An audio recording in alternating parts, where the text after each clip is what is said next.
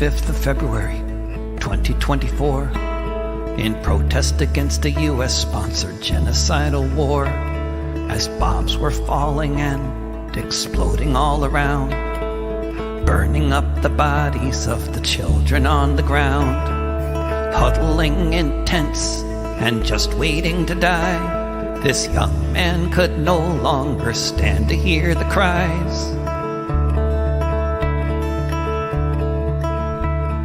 On International Drive in Washington, D.C., a young airman walked up to the Israeli embassy as mothers buried babies who had no milk within, as white phosphorus munitions burned off the people's skin, as the troops were firing on those trying to find bread, as the body count was building up to 30,000 dead.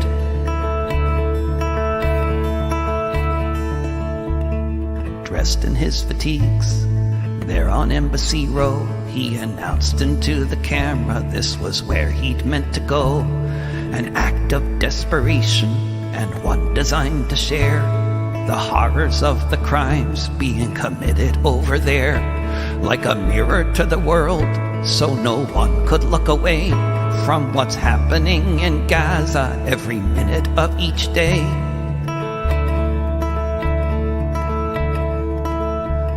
He stood in front of the building, as ready as he'd get. He put his phone down so he could live stream it on the net. When he lit the fire, on the day he chose to die, with no way to stop the slaughter, at least he had to try. As the flames rose up, yellow, red, and blue, did he look up at the cross and wonder what would Jesus do?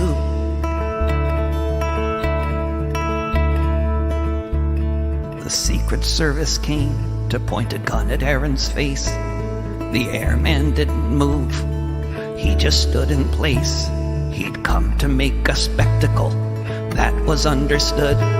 If he couldn't stop the war, he'd do what he could, as his body burned before us in an unmistakable sign. Again and again he shouted out, "Free Palestine!" On the 25th of February, 2024,